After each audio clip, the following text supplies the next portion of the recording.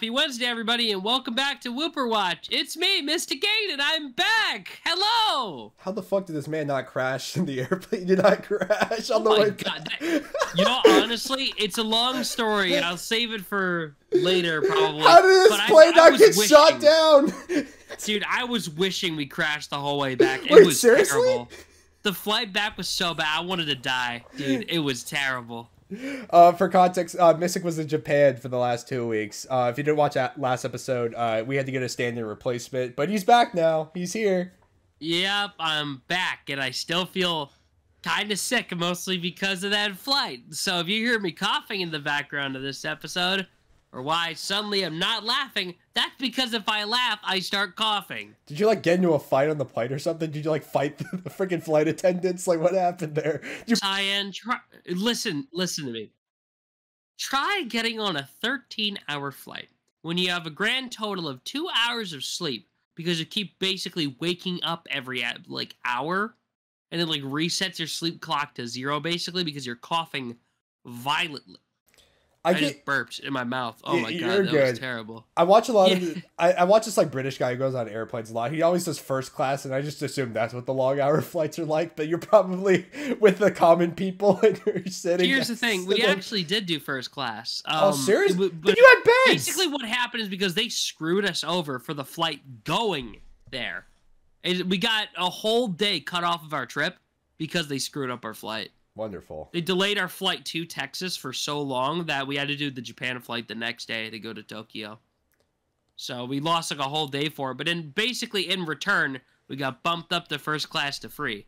Hey! So, yeah, I've recorded, I have ample amounts of footage of it that will be in the video when I inevitably start working on it. Because right now I'm just trying to cover my butt with shorts so I have some free time too.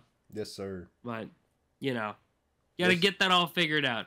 But the flight back was with the commoners, yes. But yeah, outside of that, how are you doing, Mystic? Like I said, I'm still kind of sick. But other than that, I'm finally making videos again after having to forcibly get a couple days taken off. But I'm making it work. A little tired though. How are you, man? I'm good. I completed the amiibo collection finally. Finally did it. Finally, thank God. Yeah, I'm trying to find a way to display it now. Yeah, I'm trying to think. Oh, right. What? I was going to ask you earlier. I'm just going to ask you this now, because I know we have a section about this. How much did you pay for the Me Gunner and Sword Fighter? So, okay. I'm going to give a shout out to Joker is okay on Twitter. She is an absolute legend. She's just like, oh yeah, I have them in my closet. I just don't use them. And she gave me a really affordable price on them. And I was like, thank you. You're the absolute GOAT. She saved me. She saved me so much hassle. What was it? Like $50 or something? I think I gave her like 40. I might be wrong.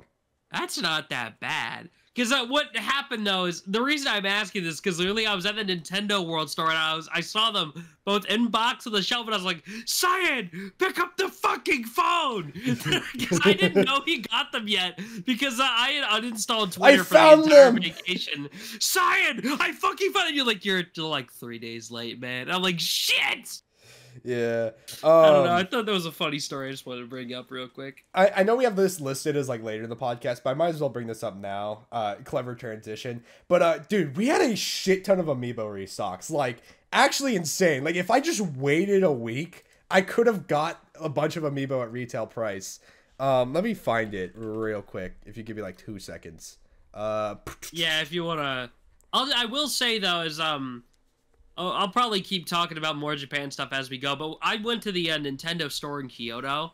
Mm-hmm. The newest, I think it's the newest one. It's the one with the Mario section on the roof. I went there and they had like all the amiibo restock. They just picked up Incineroar and Terry like it was literally nothing. Great choice.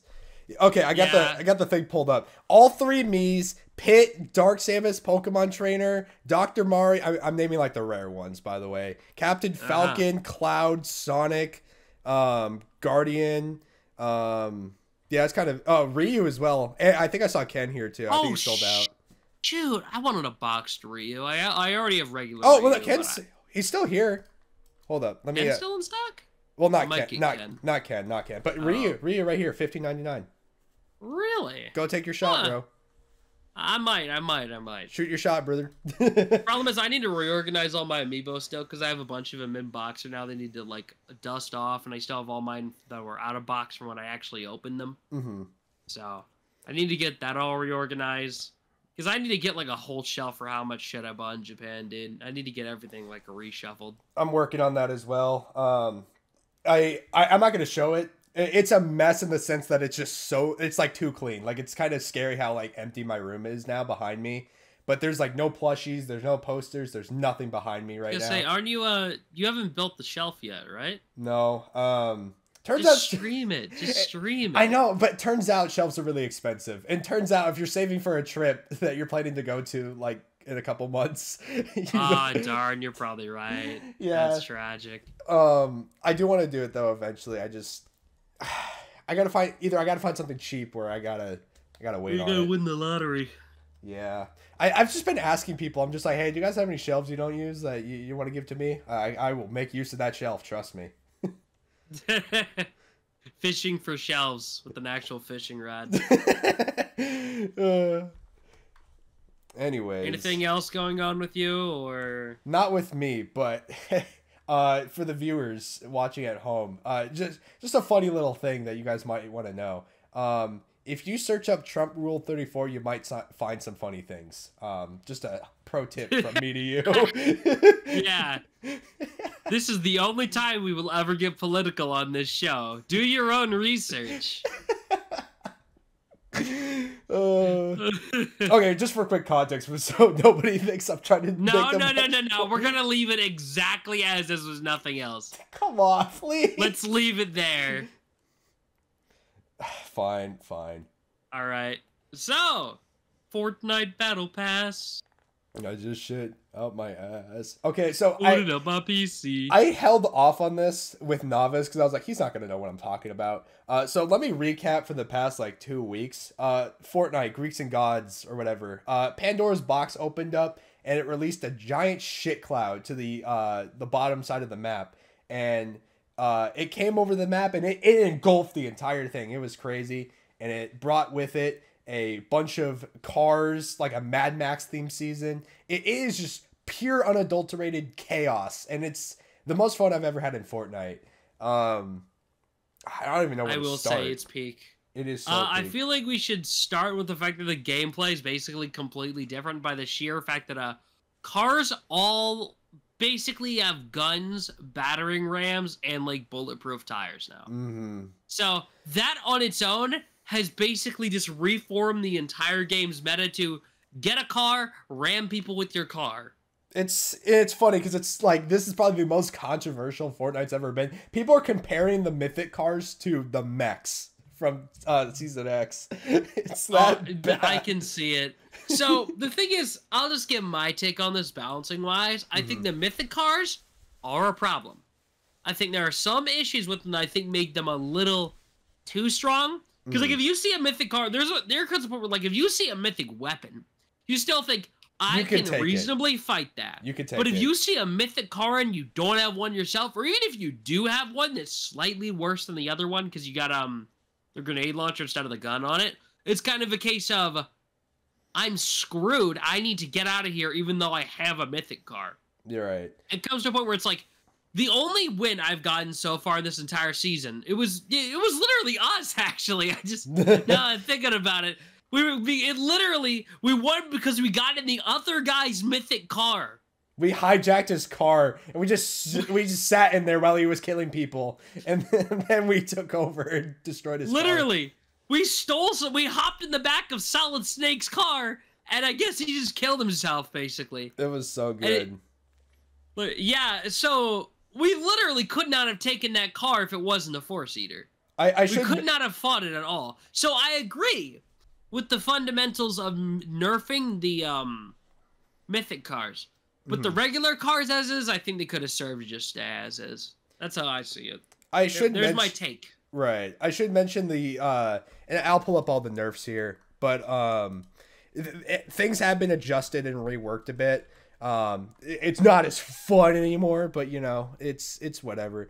But yeah, this season's I've been enjoying this season a lot. I don't know what's going on in the story anymore, but I'm having fun. I'm just loving how open the map feels. It feels this is probably one of the best maps we've had in a while. I'm gonna be honest. Literally, everything feels balanced. There's plenty of variety. Like it's just fun.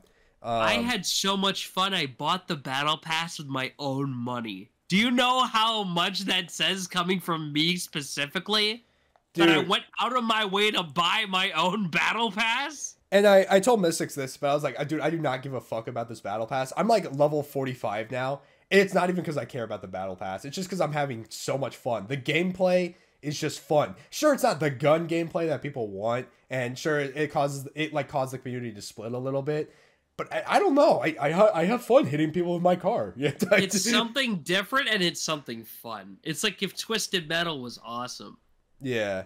Anyway, I got the nerfs up here.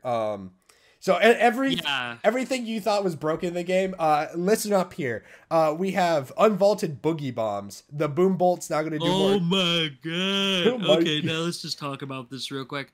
Boogie bombs?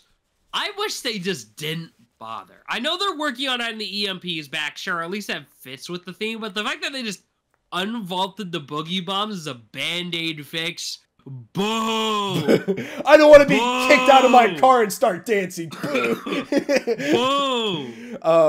Anyway, boom bolt damage multiplier increased to 3.7 damage to vehicles. I would like to say real quick, I also like this change because that weapon sucked dookie before. Yeah, it's the vehicle killer. That's what its main role is, for sure. The Nitro Gauntlets recharge have been increased to 11 seconds after boosting. Boo! Yeah.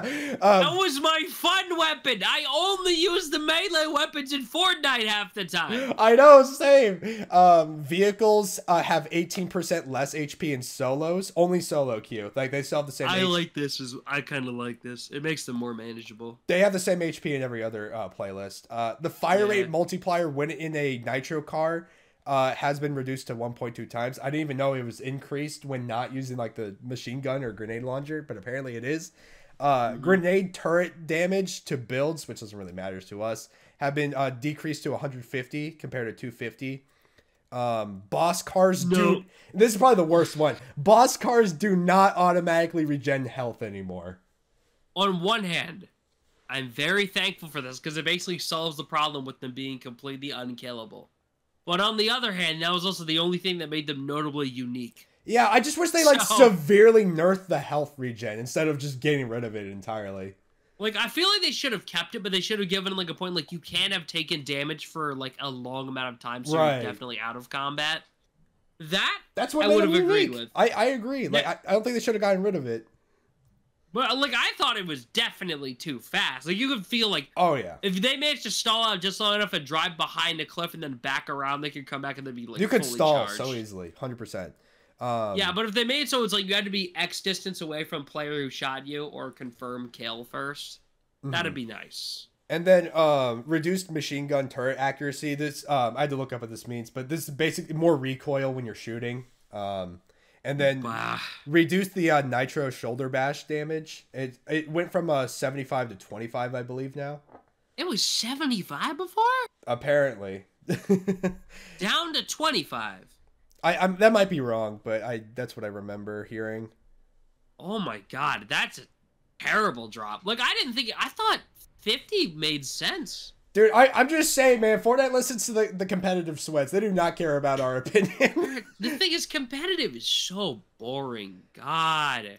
I know. People need to be put out of their misery. The amount of clips I've seen of competitive players struggling, it's like, I don't even play competitive, and even I would have paid attention to my damage indicator telling me if there was a car coming. I have an amazing video saved in my camera roll where someone took a clip of this season and put Ed, Ed, and Eddie sound effects over it. That shit had me rolling. I think I downloaded it, but... Bro. Oh, here. I'll send it to you. I'll send it to you if you want to give it a watch later or now. God, if I care. But just know it will play during the podcast video. Yeah, I can't play recorded desktop audio, but... You can watch it later. Oh, I've seen this clip. It's where like a car comes from... It comes from the rift and hits him out of the sky. That is the scariest thing I've ever seen in this game. It's like, I love when the sound effects do it. It goes, ba, ba, ba, ba, ba, ba, ba, ba, and the guy gets blown out of the air. It's so fucking funny. But like, I love how everything from this season feels like it's both either complete clownery bullshit or it's the most raw shit that you've ever seen in Fortnite. You know what I mean? That's what this season feels like. And I gotta say, this has got to be at least in like the top 5 seasons of all time. I would have to agree. And this is someone who's been playing since Chapter 1, Season 3. Like, I didn't think there would be a season from Fortnite nowadays that could like compete with my like top 5, but here we are. This is going to be one of those summers you look at and you think me and the boys in the Fortnite season. You know what I mean? We haven't had a me and the boys in the Fortnite season summer in a long-ass time. I cannot stress enough. Chapter 1, Season 5, dude. I cannot stress enough, like, you and I, like, we don't play Fortnite that much, but that session, like, 5 in the morning, like, that was so crazy. You're like, dude, what? I was like, why the fuck are you still awake? And they were like, why the fuck are you awake? And I'm like, you want to hop on Fort? Like, God damn it, yeah. We got that win, and it was like so fucking cool. That's honestly some of the most fun I've ever had with you playing Fort too. We were running the motherfucking Teenage Mutant Ninja Turtles, bro. The sewers. Oh, it was amazing. Anyway, I don't want to keep talking about Fortnite forever because we do have a lot of news to get to today. But yeah, Pokemon Masters, that's another game we like a lot. That got a pretty major update a couple days ago. A based update, I will say. So we have four new characters. We have 2 Neo champions from the Unova region in the form of Sharon and Bianca. Bianca, my girl, that's my goat, best rival. Yay! Sharon's got a Tornadus and Bianca's got a Verizon. Get Sharon's fraud ass off the fucking screen. We have Bianca. Jim! She doesn't drop until tomorrow. I want to pull for her. I might pull too. I need a fighting sync pair. But like, no, Sharon's cool. His Tornadus has Bleakwind Storm, which is pretty cool. Oh, it does. Yeah. I didn't care to even check the moves for Sharon. I didn't give a fuck. Dude, I still can't believe I don't even give it enough credit. I still can't believe they gave new signature moves to the Guardian Trio or whatever you call it. The Weather Trio. I just call them the genies. The Weather Trio. I know they're not genies. They're very distinctly not genies, but yeah, that's what I mentally had to label as in my head. I didn't even know the game Bleakwind Storm. That's kind of sick. Now that I think about it, it was a Christmas or New Year Skyla. I think it was Skyla. No, it was the half anniversary. Skyla has the the half anniversary Skyla. She had the Therian form. Yeah. I was gonna say I'm pretty sure that was before they even had their signature moves. So it's kind of cool seeing them use it now. But what's weird is that we still don't have a single Landorus in the game. He's not even a raid boss. We do. It's Nita, the battle. Oh no. I literally used her on my team. And you forgot. I literally used her on my ground team and I forgot. That's hilarious. I was thinking of the Landorus Therian form. Yeah, we still have that. When that gets added, all hell's gonna break loose. Dude, God, it'd be so funny if they added him and his whole gimmick is that he's a support unit instead that lowers your opponent's attack. That was the only way they could nerf him. He's just a really shitty attacker, and his whole thing is that his trainer move, instead of buffing him, just lowers the opponent's attack. That'd be so fucking funny, dude. They get rid of his attacking role. His whole thing is just lowering stats and intimidating. Like, that's all he does. They just turn the Intimidator ability into an actual move you have to use. No, they make it so he has, Intimidator or something. I'm just making up a move thing here or whatever. So every time he lands a successful hit, his Intimidate ability triggers again. It lowers all your opponent's attack by 1 again. Every fucking time he lands a hit. Oh, Lord. God, he'd be cracked as shit in God, what's it called? The mansion. Whatever the fuck it is. Battle Villa? Battle Villa. They replaced that, though. I don't like the replacement. I hate it. I feel like they could put Landorus. I played it once and I was like, this shit fucking sucks. They could put Landorus Theory in any form, and I feel like he'll be fine. Literally, yeah. For the other 2 characters, I forgot. Right. We're getting Larry, the I guess Gen 9 Elite 4 and Gym Leader, and Kabu from Galar Gym Leader. It's so funny. I think everyone just forgot Kabu. We thought he was in the game already, dude. I thought he was in the game already. I was like, oh wait, shit, no, they didn't add him. Yeah. And now it has created the most fucked up old man yaoi I think I've ever seen. Yeah. This is the only way to refer to this part of the update. For some reason, Larry and Kabu, they have key art together. Like, apparently they're, like, related, or, like, I don't know what... It goes hard as fuck, though. I don't understand. It's, like, literally Larry surrounded by flames? Dude, what the hell did he do? Yeah, I'm like, why is Kabu pissed? Why is Kabu so fucking mad at Larry? Jesus. Yeah. Yeah, pretty cool update. I think Bianca's costume is an absolute fucking banger. I'm pulling on her. I've literally gotten the last 4 Masters units that I wanted in a row in the first multi-pull, so...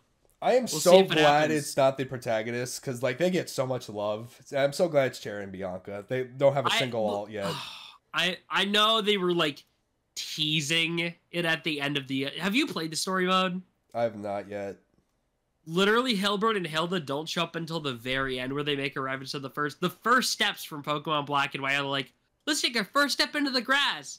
They do a whole cute little thing at the end where it's them on the Neo Champion stage. And Hilbert and Hilda show up and like, well, congrats you too. They're like, no, get the fuck on the stage.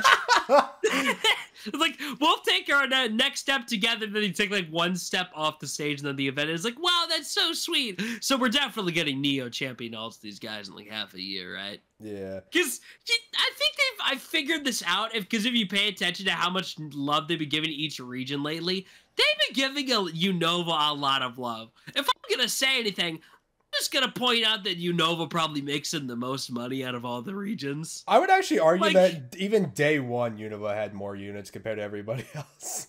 I mean, they did day 1 because there was 2 games to pull from. Yeah. But I think there's a reason that Unova keeps continuously being the most supported region. I think there's a reason for that. Real quick before we move on, I'm gonna do I don't want to do a 10 poll because I want to save for Bianca, but I'm gonna do 1 daily discount on Charon real quick. See what happens. All right, let's see what we get. I got a Bryson. You got Bryson.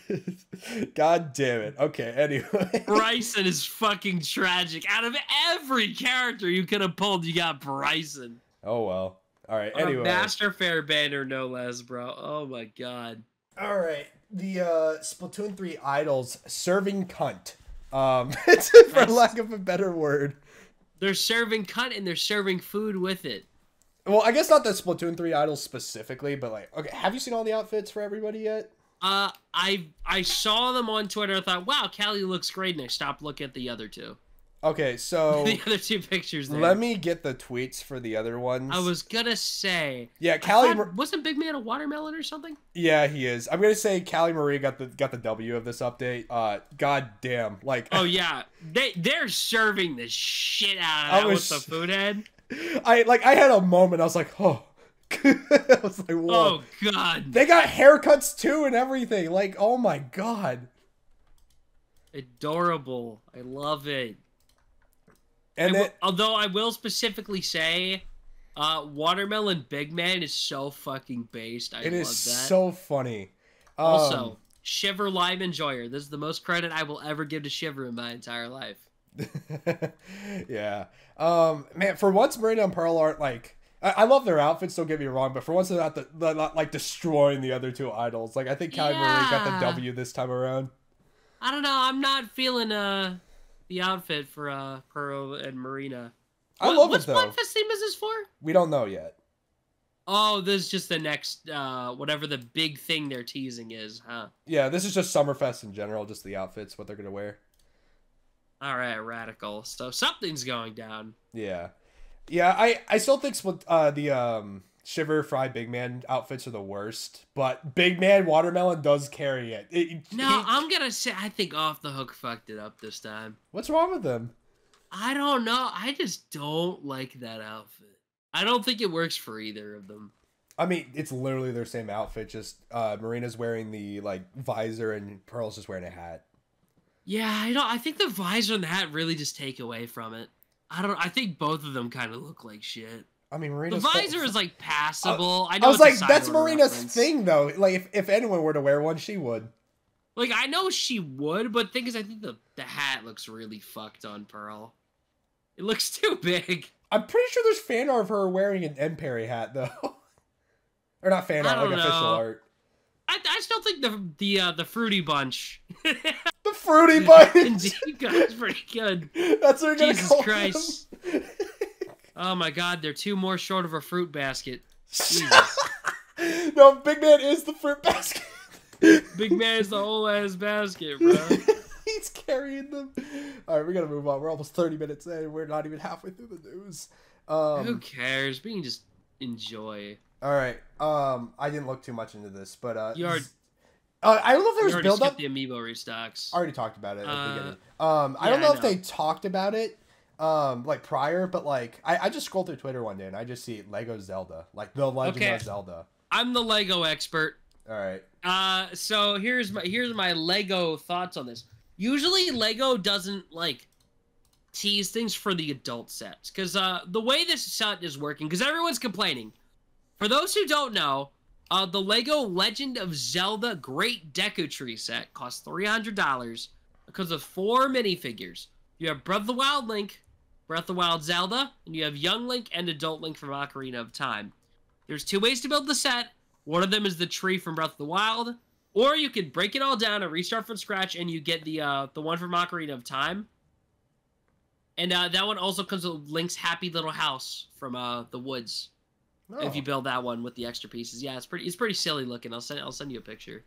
That's kind of messed up. What if I want both? So you have to buy both of the sets. What the fuck? You have to buy. Yeah, you have to buy it twice. What the fuck? Well, it's a thing that Lego sometimes does with their larger sets to help justify the price. Just you get a whole second build you can do with a set. Honestly, I kind of like it, but I feel like most people are still just gonna buy one, build it up, and then keep it as is instead of taking it apart. I mean, yeah, I'm gonna choose the Breath of the Wild tree personally, but I'd probably do Ocarina. Mostly for the little side build. I think it looks very cute. However, I would like to stress this for everyone complaining, oh my god, it's so expensive, I can't afford these minifigures. What if, do I gotta shell out $300? It's okay. The reason why I'm specifying this is because this is not the first time, specifically for a video game theme, that they put it out an adult-themed set, and then proceeded to give it, like, smaller releases later. Sonic the Hedgehog came out. It was an idea set. It was aimed at an older demographic. It was like $80. The set was complete fucking dog shit. It was terrible.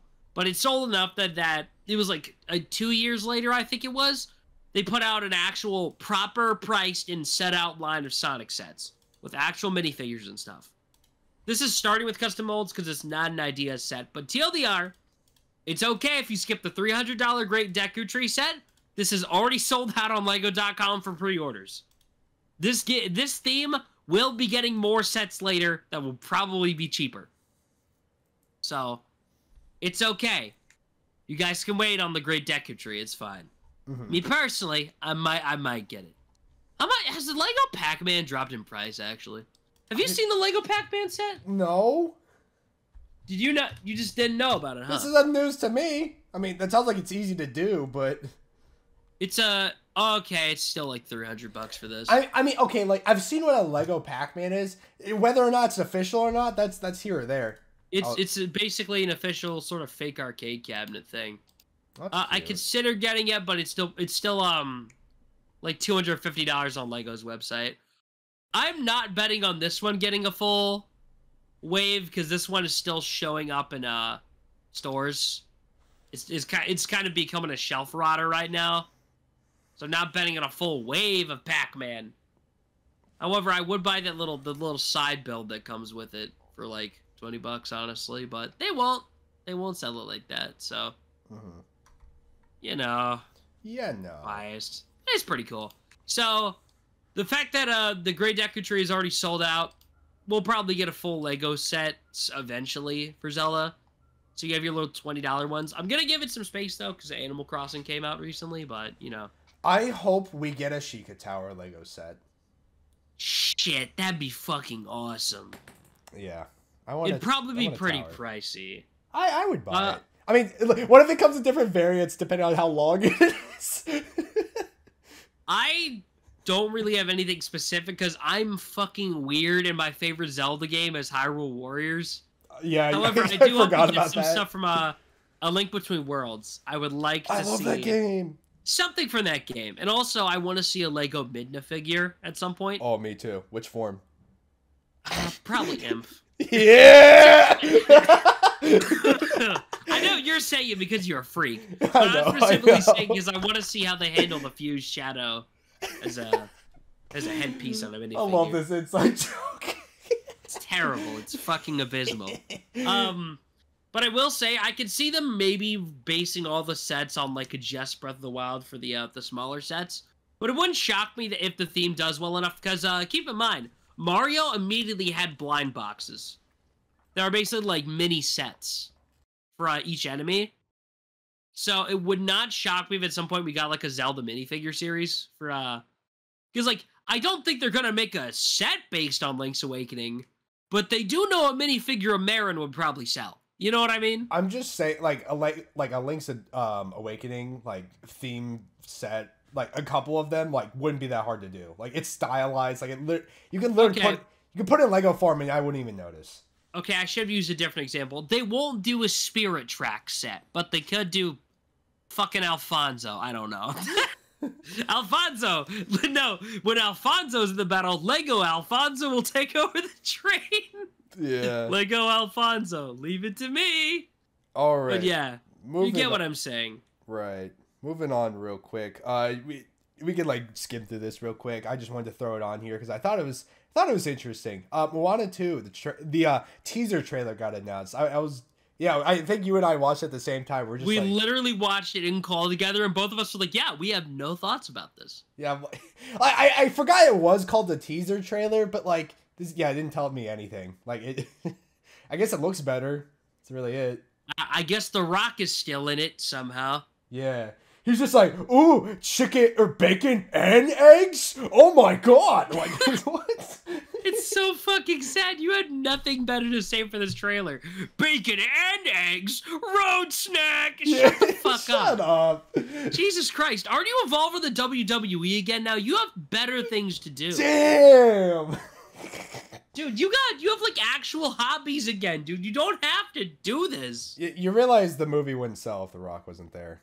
Like, it wouldn't. It probably wouldn't. Let's be brutally honest here. I hear you popping a soda. Oh, shit. It's not my fault my throat is sore as hell. Nah, you're good. You're good. I just thought you'd be a little bit more discreet about it. It's a soda. It makes an extremely loud noise when you open it. How am I supposed to be discreet about that? You should have shooken it up, too, if you're going to go all out. Yeah, though, speaking of The Rock, let's move on to another game that The Rock is in. Multiverses. Wait, he is? I thought Shazam was based on a different... Yeah, there is Black Adam in the game. Or not Shazam, Black Adam. Yeah. Yeah, the regular Black Adam is the base of the character, but there is a skin that looks like The Rock. Oh, interesting. Yeah, it's not voiced by him or anything, but it does. Of course, that'd be expensive. Yeah, like they got rid of the cape or whatever, like in the movie. Mm-hmm. It looks pretty shit, but it's there. How do you want to start this? Because like I think we could sing its praises first, at least. Let's give it a very short recap for those who don't know. Oh yeah. Multiverses is the Warner Brothers platform fighter game. If you don't know, Warner Brothers is currently in hot fucking water. But it was about almost 2 years ago. I checked the date of when we uploaded the video where was it the alpha or the beta test that were the beta or the alpha that we recorded that video? I don't know. I think it was the alpha test. Because Taz was still fucking cracked when we recorded that video. That was pre-nerfs. Yeah. So, but we recorded during the closed part of the alpha, I think it was. And that was 2 years ago. That was in July of 2022. Jesus. And basically, oh, excuse me. After that sort of wrapped, the game then proceeded to get 2 full-ass seasons of content under an open beta. People could pay for shit. Then they took the game offline for like a year, and it's now back. And it plays completely different. So... I mean, that was expected, though. I mean, I'm not saying the way it plays now is like a good thing. But, like, I mean, that like in 2 years of extra development, like, I get it. Things were going to change. Expected things to be different. I didn't think they'd go in the direction they did. Yeah. A very, very, very slow direction. But I mean, before we get into it, though, my boy Jason Voorhees, I didn't think they would add him, but hey, I guess I'm a Jason main now. I love Jason. I love Friday the 13th. I love that series. I don't know why. I like Jason. He's cool.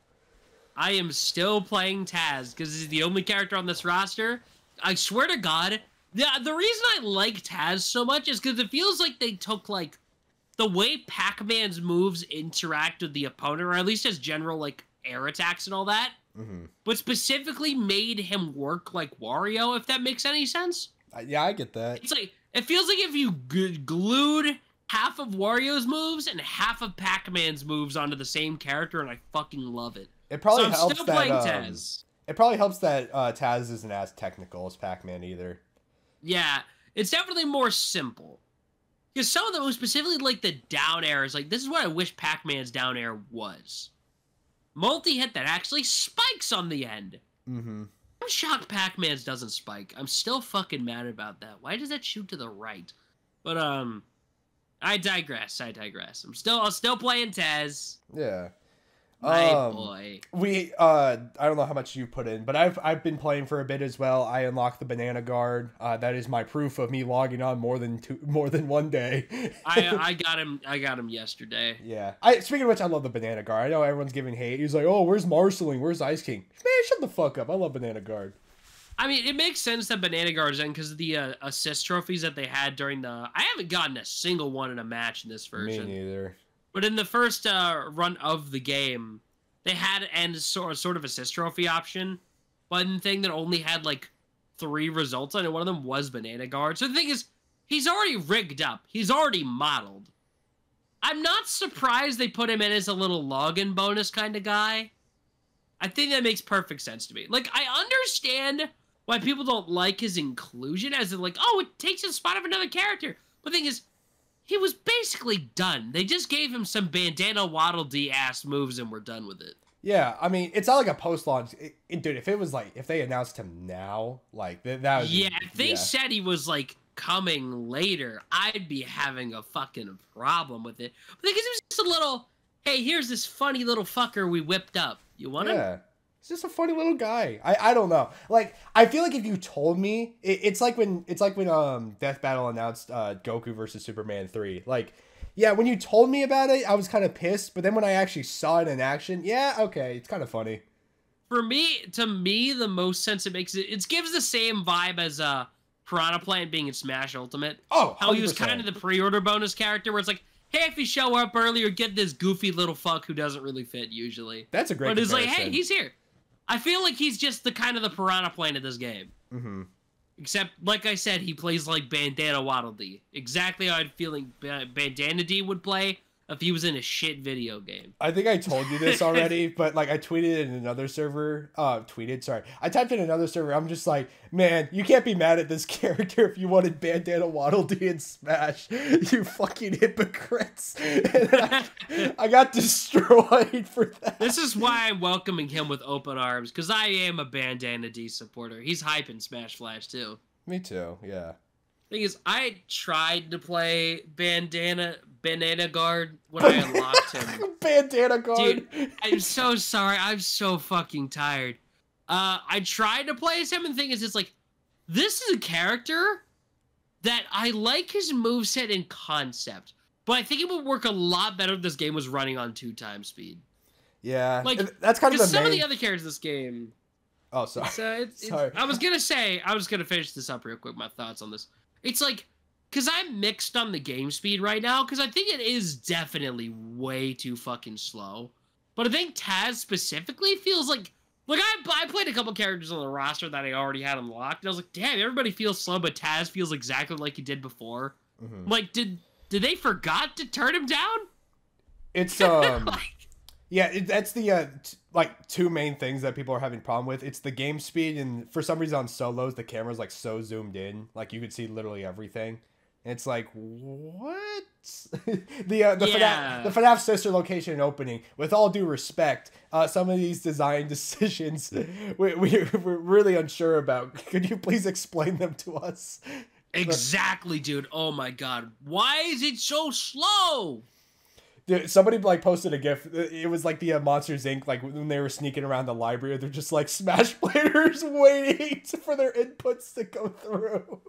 Dude, the funniest fucking tweet I saw out of all of this. You know the scene in the first Spider-Man movie? Yeah. Where it's Tobey Maguire fighting his bully or whatever, and that's the point where I realized he has like super speed and strength and all that. Oh my god. Dude, and it was fucking captioned the fastest multiverses character versus Brawl Ganondorf. I was laughing my fucking ass off, dude. I was losing my shit. Brawl Ganondorf. That is messed up. It's not that slow. Jesus. No, it's that slow. But it was like, dude, no fucking way. I don't know, because I've been playing it a lot, and I don't think it's as... I feel like watching it feels slow, but actually playing it doesn't feel that bad. I might be crazy, or maybe I've just put too much time into it, but I don't know. The thing is, because of how long it feels to take out the buttons, it feels like I'm literally buffering hits that I'm not intending to. Oh, because yeah. Taz is his side jab, or whatever the fuck it is. He does the first hit, he puts out 2 little pepper shakers. He goes 1, 2. It's the automatic first hit. And then if you hit the button again, he does a little spin and then goes back in.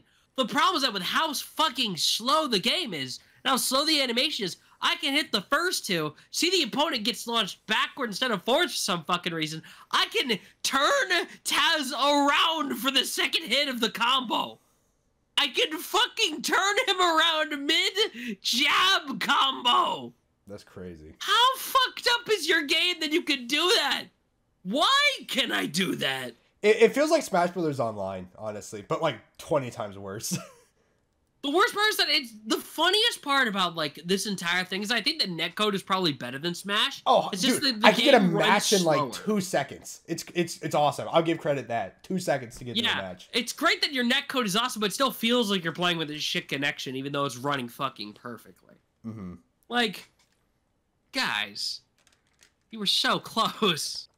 Honestly, I think they could probably just make this entire game better if they specifically turned up the speed on everything by just 1.3. It might be crazy to say this. I think they could easily patch it, or maybe they're like working on it right now. They said they put out a little demo. It's like, hey guys, we're working on changes. The first thing was, all right, we get it. It's slow. Jesus fucking Christ, will put it at the top of our list. Dude, the amount of people are like labbing right now, like when that update comes out, they're just like, no, I have to relab everybody. Oh no, I have to relab everything in a regular speed. Damn it. Shit.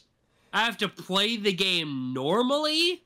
Fuck. God damn it. I'm trying to think of anything else to say. I do appreciate them giving out a free battle pass for the beta alpha people. I appreciate that. I got a free Jason. That I think is the best move they made with this game. Because I'm gonna be honest, I would not have picked it up if it wasn't for A, us doing a video, and B, getting the free battle pass. I like that free battle pass. I don't even know if I'm gonna complete it. I've been trying to like go through it, and it's hard. Like it doesn't feel rewarding to level up. Or, like it does not. It sucks because I want to get to those higher tiers. I want to get the Matrix Jason style because that looks awesome. It wouldn't shock me if I feel like you probably would grind up just to get that and then dip. I'll grind it. I would like to get enough Gleamium to get any skin for Taz, and then I am fine. Yeah. What is it? Also, if you complete it, you'll have enough for next battle pass. So it's like, I mean, might as well. True, but no matter what they do, I'm not buying that shit. Yeah, it definitely depends on what the contents are in the next battle pass. I don't know. A lot of work in progress. A lot of things they got to readjust and mess around with. I wish they were more clear on how to get XP and like what each currency does, because I know now, but apparently I didn't know what the perk currency does, even though it gets you perks. Yeah, it was so confusing when I saw it at first. It took me a little bit to figure it out. I was like, oh, that's where the perk menu went. Yeah. So, they did drastically change it from the alpha and beta, so now characters cannot have every perk, and that fucking sucks. Mm-hmm. I know that makes it so it's like, okay, maybe it's a bit of a balancing problem where every single character can get an extra jump upon hit. But that was fun! That was funny! It was, yeah. So it's like, come on. I get limiting them to, like, you can only have, like, one of each type of the selected group or whatever. But come on, I want my third jump back, pussies. There might be a perk for that, who knows? No, the thing is, there is a perk for that in the game. It's just not on Taz anymore. It's not a Taz exclusive thing anymore. Well, it was a Taz exclusive thing to begin with, but you get what I'm saying. Right. Pissing me off. Yeah, that's kind of it for Multiverses for me. Mystic, would you like to take the floor for the rest of this podcast? This is going to be your episode. Okay. You really set me up for this here. Yeah, dude, tell me. Especially when my voice is already dying. You haven't told me a single thing about your trip. I've been waiting for this chance for you to... That's because I've been keeping it for the videos. Okay. I'll still watch the video, damn it. Jeez. I'm just going to run it through from the location we visit instead of day by day. Because I already said, like, literal first day we got fucked and we had to spend a night in Texas that we were not going to spend there. But, so, the first stop was Tokyo, specifically in the Ueno district. So, the big point of this is like, okay, there's stuff there, but most importantly is Akihabara. Cyan, you know what I'm referencing. You played Persona 5 Royal. I was like, is it Akihabara? I think you just Akihabara. Dude, I switch between pronunciations. God, I'm so tired. Okay, but... You already know why that's fucking awesome, right? Oh, yeah. And I'm going to be honest, it's exactly as awesome in person. That's good to hear.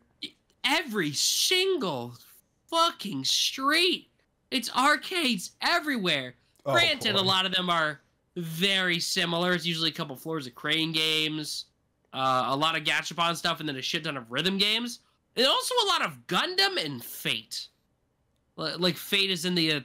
I don't know what the fuck Fate is. A multi-franchise property thing? Whatever. It's something. But lots of Gundam and a shit ton of rhythm games. Here's the problem.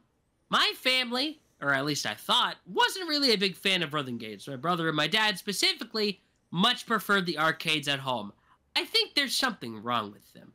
But regardless, me and my mom really got into Taiko no Tatsujin. What is that? No, yeah, I don't know. Okay, hold up. It's the drum game, the Japanese drum game. Oh, you mean the one with like that one yokai? Like for some reason he's in Yokai Watch, but he also has his like own series. Oh, okay, yeah. Yeah, Don-chan. Yeah. Funny little fuck. Why the fuck is he in Yokai Watch? I don't know why there's an. Yeah, they literally are playing the game in the GIF I posted. Oh, that's a Lucky Star. Yeah, I guess there's a Taiko thing in that. Watch it. But here's the thing. This would come to haunt me this entire trip. Every chance we got that we saw a Taiko machine, my ass was playing fucking Taiko. Dude, it caused like a hyperfixation. The worst part, though, is that this franchise barely has shit outside Japan. So it's like, the second I left, it was a moment of realizing I'm not going to be able to play on a physical Taiko cabinet, possibly ever you have to again. you have to play the game on Switch. That's all you have. Yeah, here's the funniest part. I bought the game on Switch midway through the trip. It was where I think it was in Kyoto. There was a book off that we just swung into, and I was looking around and I just saw Rhythm Festival on Switch, and it was like, I turned the back over.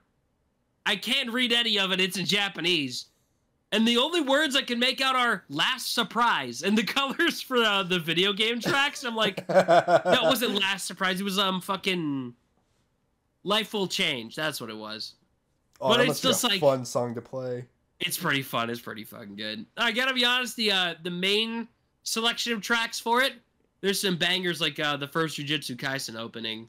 I didn't like that. One of those were Demon Slayer too. Ooh, Demon Slayer opening's good. Yeah, there's some good shit in there. There's also the Kirby Star Allies medley. Real topical for a game released in 2022. Not for wait. Yeah. When did Forgotten Land come out? Forgotten Land was 2023. Oh, okay. But the thing is, Kirby Star Allies was it 20? I thought it was 2023. So you're telling me it came out last year? Was it 2022? That's what it feels like. March 25th, 2022. Oh, was it 22? What the fuck was their Star Allies then? Okay. Yeah, regardless, Star Allies was 2018, I believe, or 2019. I'm in the Taiko talking mood, so I'm just going to bring it up now. Because I bought the game later in the trip in Kyoto. That's amazing. But I will specifically say that I also found out is that the game only comes with like 80-something tracks. Bro. Which it's actually according to the reviews I read online, is comparatively high to most other Tycho games. But there's also a little subscription thing you can get. It's not too bad. It's like $10 for like 3 months. But it unlocks an additional 500 tracks. Oh. Which I found out, that was what it said on the box, adds an extra 500 tracks. I then proceed to update my game by connecting my phone hotspot and using almost all of my high-speed data to update the game. And the list of tracks that came with the Music Pass went from like 493 or something to 700 something. Oh my. Dude, that'd be cool if you got to keep those like permanently though after you paid it. Nah, you don't. It's like a subscription fee thing. I'm guessing it's so they can afford to keep putting more updated tracks in the game. Because they have, like, tracks that just came out in the arcade on there. The only thing I saw in the arcade that they didn't have in the game was a Rabbit Hole. You know the one I'm talking about. Wait, the Miku one? Yes, I played that with my mom and she fucking failed it on easy difficulty. That song does not play around. Does it show the video too? Oh. No, it does not show the video. Okay, thank God. Thank fucking God it does not show the video. If she knew what the lyrics meant, oh my God. Dude, I was thinking the whole time, it's like, I saw it come on, and I was like, come on, pick a track, we're running out of time. And I saw Rabbit, I'm like, oh no. I just reasoned to myself, this track isn't on Switch yet. It's okay, because I don't have it at home. I could justify doing this to my mom. Done. Oh my! Dude, it was fucking hilarious. Because it's like I've been the whole time like playing. Thing is, as far as I can tell, that must have been the trending song in Japan in the moment. Because even though it's a bit old, it went viral recently. It's a banger. Like, it's I noticed they were advertising it on other arcade machines. Other rhythm games were advertising it on their track selection list. Though I will say, I did go out of my way to play 1, 2, 3, the Japanese Journeys opening for Pokemon, as well as the other one that they did for the 20th anniversary movie. So it's like, I went out of my way, I got footage of the Pokemon thing, and you know what? Fuck it, while we're talking about this, I got to play on a Pokemon Mesostar. Ooh. Do you know what that is? I've heard of it. It was the current, they're releasing a new one next month. Thanks, Pokemon! Being it the fucking month after I leave, you piece of shit. Regardless, so I got to play Mesostar, and it really is a certified gambling simulator. Oh, wonderful. Most of the game is rolling good numbers, then maybe throwing a Pokeball. I Master Ball the fucking Jirachi. So, that was pretty sick. Dude, people think gambling's bad, but gambling overseas, when you have like a limited budget, oh... Oh, God. Dude, I actually was going to go to a pachinko place, and, like, I walked up to it just to see what it is. The doors open, I got hit with the worst smell of smoke I've ever smelled in my life, and I was like, fuck no, this building smells like it's burning down. Because I will say, Japan has a severe nicotine problem. Wonderful. The first thing we saw after getting off the plane and walking into the customs was a store that said nicotine and alcohol. You know, I was actually gonna, I don't want to fully transition this, but, like, I was gonna ask, like, what did you do for language barrier? I'm very curious. Okay, basically, I was smart enough to download the Japanese language to my phone, keyboard, fonts, and Google Translate. Hell yeah. If shit came to worse, I could just ask politely. Yeah. Like, do you know any Japanese, or did you just, like, whip out the app? Well, I just whipped out the app whenever need be. Yeah. The thing is, though, I will say, Tokyo specifically is completely navigatable without having to know a single lick of Japanese. That's awesome. There is a shit ton of English in Tokyo specifically, especially near the airport and areas that have a lot of, like, tourist attraction. Because, listen, as much as I talk on Akihabara, it's definitely a place that has had a lot of tourism because it's known as nerd shit heaven, basically. So... Which, it's true, it is. That's exactly what it is. But there is, English everywhere in Tokyo. Most people don't speak it, but a lot of the signage and places will have menus for it. Dude, that's you cool. will survive with that as is. So if you just go to Tokyo, you'll be fine. I kind of feel bad. If you leave Tokyo... Like, I kind of feel bad. Like, what if a Japanese person comes to our area? Like, what the fuck are they gonna do? Well, that's because America is America. Yeah. We don't take no slackers or something. I don't fucking know. What? The thing is, though, is that once you start to leave that sort of Tokyo area, Like, unless it's distinctly an area where, like, touristy stuff, you're realistically not going to see a lot of English. Like, for example, like Hiroshima and, like, the museums and stuff had a lot of, like, it had all the English translations inside the museum there. However, when you went out of it, basically nothing. So, no, one thing I found interesting is that there is a lot of foreigners working the hotels here in Japan. It's pretty funny. Well, you got something against foreigners? No, I'm saying, like, in Japan, there's foreigners there. You get what I mean. I know. Yeah, so I'm guessing if you speak English, that's a pretty easy job to get. So I'm taking mental notes of that because, dude, I'm gonna be honest. I left Akihabara, and I thought to myself, "Fucking hell, man, I want to live here." That was my first thought. You enjoyed it that much? Now that I've spent 2 weeks in Japan, I'm just gonna rip the Band-Aid off. I don't fucking like Japanese food, man. I don't. Like, I tried a lot of things that I've never tried in my life before there. Like, I've never had a fried scallop before, but I mean, it was okay. Oh, yeah. But here's the problem. My 2 things that I really, really don't like eating. First of all, well, both of them are soft foods, but noodles and rice. Oh, yeah, you're fucked. You see the problem, right? You're yeah. so Dude, fucked. Rice is basically their equivalent of French fries. It doesn't make any sense. It's like, it comes with every fucking meal. Every fucking meal comes with rice. And most of them will come with yeah, a lot of them come with you know, spaghetti. Spaghetti. I've seen it marketed as spaghetti. It's pretty funny. We literally the first night we went to a place labeled Italian, but it was like the worst fucking Italian food I've ever had in my life because my dad was like freaking out because he hadn't had anything to eat in so long. Yeah. We just ducked in the first place we saw. Which, by the way, I ordered a pizza and they cooked fucking onions in it. Ew. Yeah, it was fucking terrible. I took one bite. I was like, I'm going to throw up. Yeah. I was gonna say shit. I was gonna say I hate seafood. Like I can't do seafood. Everything else I'm usually okay with. There was a surprisingly lacking amount of seafood, mostly because we were all avoiding getting seafood. Oh, okay, that makes a lot more sense. Because, like, my parents like seafood, but they don't, like, love it. And the thing is, I avoid seafood as well. Like, it's the fucking plague. Some calamari is pretty good, but we didn't have any when we were there, sadly. But everyone's like, why didn't you get any sushi? Because my whole family just freaks out over any, like, raw fish stuff, even if it's good. It's like, yeah, fair enough. But, how do I put this? As much as I love Japan, because it's especially clean there as well, I just know that I could not live there because I need my big, hearty fucking American steaks. Proud American till I die. Everyone always talks about, like, the Wagyu beef. You know what I'm talking about, right? The Japanese Wagyu beef. I gotta burst you guys' bubble. It's not that fucking good. Aww. Specifically because the one thing Japan does with their beef is they leave a lot of the fat on it. They will happily give you a full cut of fat. They don't give a shit.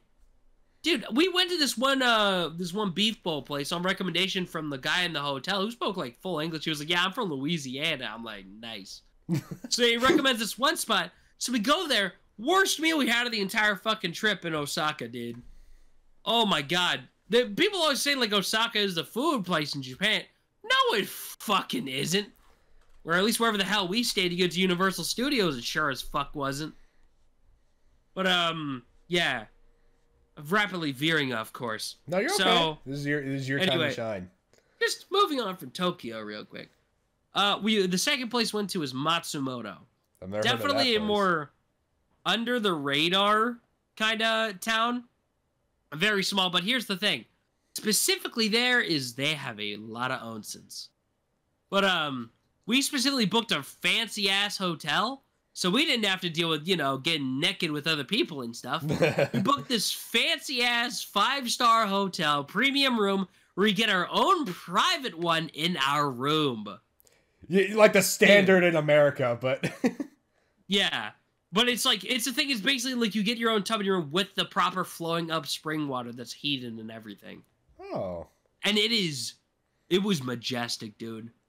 butt booty ass naked in this fucking fancy ass tub. No, I kind of wish. wish. Water? I kind of wish you like bathed with other dudes. That would have been a funny story. It would have been. It really fucking would have been. Because I sure as hell heard my parents enjoying themselves in there. But, they did the public bathroom. No, they did the private one together.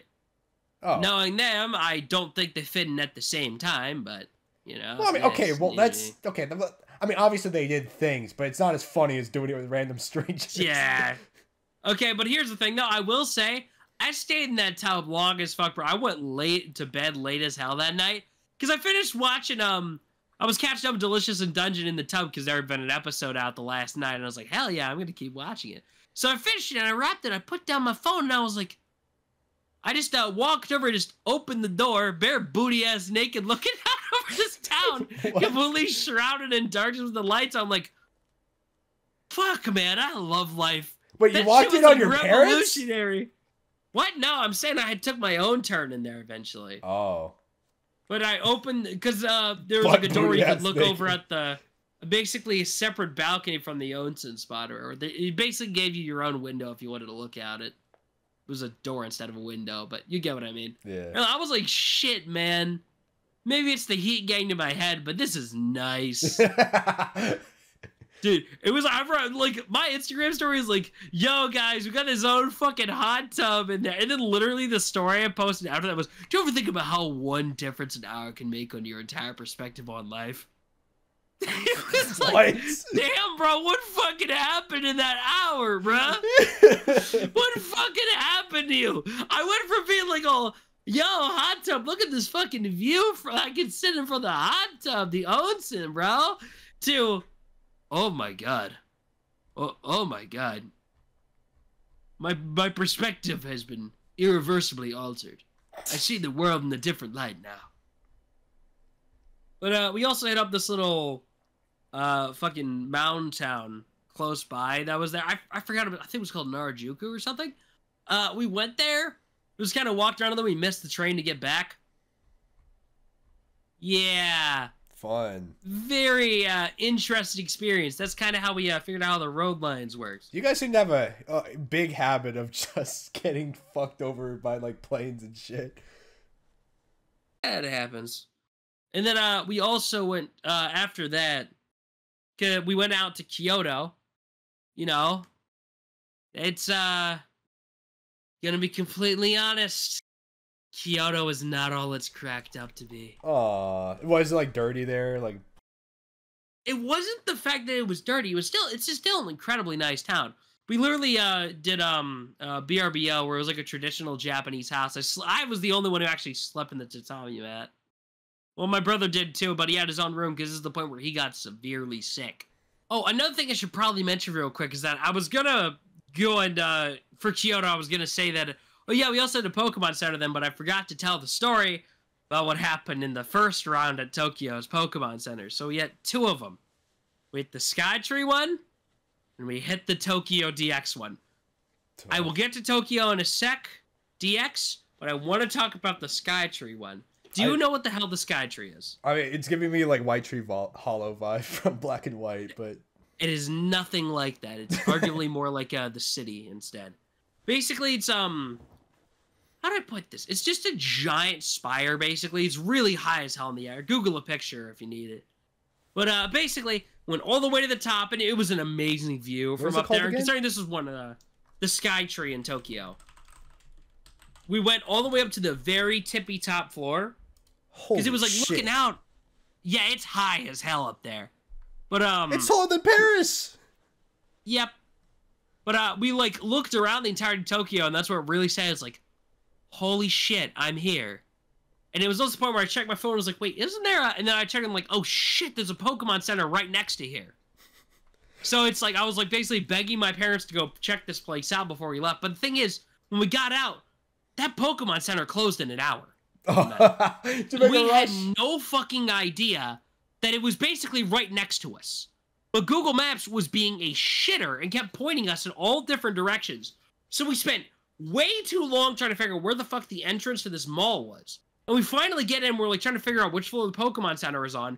And basically, me and my mom are in frantic, on all fours, bears running mode. It's the point where, like, we're freaking the fuck out. We see, like, well, how do I put this? We basically walk past the spot for the Kirby Cafe. The sort of, or at least we see it very briefly, but we're like, I'm thinking to myself, shit, I need to get the YouTube video. Fuck it, we gotta go right now. Yeah. So we're, and then at one point my dad says something stupid. I forgot what it was. He does it a lot during this trip. And I basically snap at him and I'm like, if you don't want to come, stay there. And my brother just like, yeah, because keep in mind, like I said, we were in feral bears running mode. And basically me and my mom took off full speed, fucking supermarket sweep this goddamn Pokemon Center. Dude, I'm grabbing shit left and right that I don't even think I'm gonna use. I bought so many fucking Pokemon sleeves because they were exclusive. Dude, so like, I didn't even get I didn't get any footage of the second Rayquaza statue because I didn't even notice it was there. That's so crazy. Dude, if I snapped at my dad like that, I would have gotten slapped. Yeah, trust me, I know he can share, but the thing is, my dad's fucking insane because he took this in stride and was like, okay, I have a better idea. We'll get to it in a sec. So I'm in checkout with my mom. I finally, like, calmed down a bit. My heart is still racing. It feels ethereal to even be in a real-life Pokemon Center. Because this is the first one we hit of the trip, by the way. Yeah. So it's like, I'm on cloud fucking 9. And we're in here, and my dad calls. He says he got into the Kirby Cafe. What? We don't fucking believe him. Because here's what happens. The Kirby Cafe has reservations for it open months in advance, but they always sell out immediately, and my mom missed out on it. Yeah, quick context. She was trying so hard. Mystic, like, told me to miss. He's like, dude, we can't go to the Kirby Cafe. We're like, it's fucked.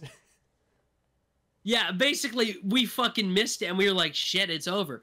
But basically, so we get this call in the line that my dad managed to get in there, and he's like, basically, I slipped in at the last second. They were like, we have to take the order the second we sit down without being able to read the menu. Fuck it. Like, he only had like 5 seconds to read the menu and basically put in order. Fuck it. So, what happens is, like, we check out and we're like, where the fuck is the entrance? We don't know where the fucking entrance is because we ran off without them. This is all like, the same night. The Kirby Cafe that was right in front of the Pokemon Center because across from it was the express one.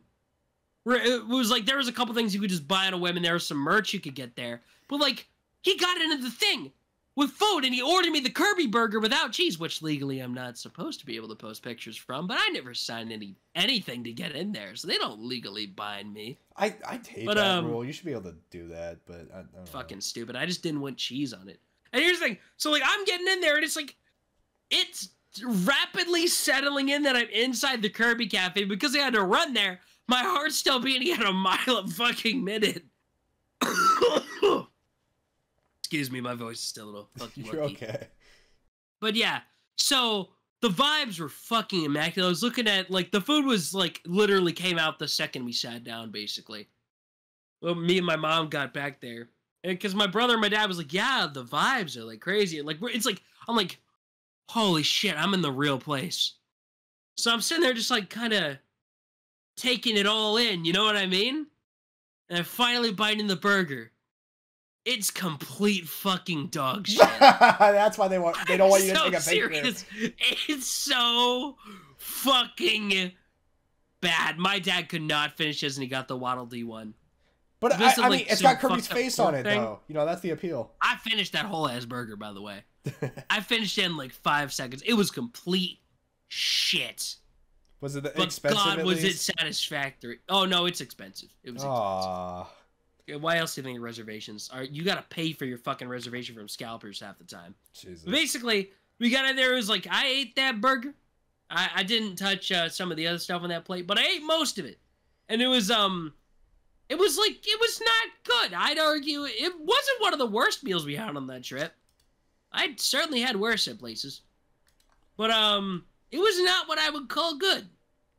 However, I was just enjoying, well, at least trying to enjoy the moment. My heart was still beating like a mile a minute. But, so I asked my dad, how the fuck did you get in here? You ready to hear the story? What? Basically, he knocked on the door very politely and basically begged the guy on his fucking hands and knees to get us in there. They were like, no, no. And they kept basically begging repeatedly until the guy went back in to talk to his boss. And they waited there for like 10 minutes, keep turning back to him thinking he would go away. My dad would not give up. He stood in front of that fucking restaurant. And eventually they caved and let him come in, basically. After he was done begging. They let him come in. That's why I had to order immediately, because they were getting ready to close in like 30 minutes. I mean, I get it, you know? Like, I get in that sense. Like, if I was a worker there, I'd be like, fuck you, dude. It's 30 minutes before close. Dude, but he basically strong-arm begged him. He was like, we came all the way from the States just for this, please, please, please, please, please, please, please, please. I basically strong-armed the guy where I think he felt bad. So, and basically I come in and I'm like, I gave the guy the biggest fucking bow. I didn't bow for a single person outside of that trip outside, you know, like the slight nod order. I gave that man the full force, full body slammed all the way to the ground kind of bow, dude. The freaking the anime bow. Yeah, literally the full thing all the way down, dude. Are you even a big Kirby fan? Like all this trouble. I am a Kirby fan. I'm a big-ass Okay. Kirby fan. You know damn well that before we left, I walked into that gift shop and I bought both the, a big-size Kirby Chef plush, and I bought a Waddle Dee to go with him. Hell Slightly yeah. smaller size. Men will see that and say, hell yeah. Yeah, literally. I could have spent my whole day. I would have, even if the food was shit, I would have eaten there regularly because it was just that nice. You know, I did not get the car Kirby cake, by the way, sadly, because I'm pretty sure it had nuts in it. So we passed on. Oh, I did try the allergy? What? You have a peanut allergy? Cyan, we've known each other for years. You didn't know? I've mentioned before I have a tree nut allergy. I can eat peanuts, but I can't eat like any other nut. Dude, I learn something new every day. Like, this is so cool. Are you serious? I'm so happy we I could started. have sworn. So happy we started this podcast. Now I know more about you. This is awesome. Are you fucking? How did you not? Okay, whatever. Regardless. But yeah, like my brother got some poor thing that I actually let us keep the bowl for. We had to buy a souvenir plate separately. I need to set up a little display for it at some point. But I do own one of the plates, thankfully. I brought it home. It didn't get broken the entire trip. And I also own the little this little bowl thing that they use for my brother's little meat dish or whatever. My mom got the pizza. She said it was shit. My dad said his Waddle-Dee pork thingy was kind of shit also. So the food was apparently really fucking bad except for that one bowl. However, the vibes were immaculate, so that's what happened with the Kirby Cafe. My dad fucking strong-armed his way in and I had to run across an entire shopping mall to get there.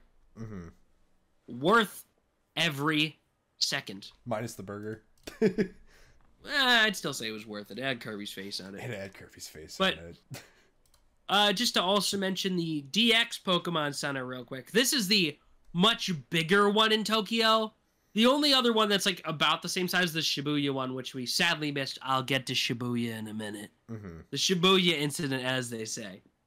But so the DX Pokemon Center is a lot bigger. It was made, I think, around Ultra Sun, Ultra Moon. So there's like this giant wall. It's like the history of the series and all that, and you can tell it very distinctly caps off at Gen 7. So I find that pretty fucking funny. Because the way that the thing is already starts at Gen 1 from the one side of the wall. Then the end of the pictures hung up on the wall is Gen 7.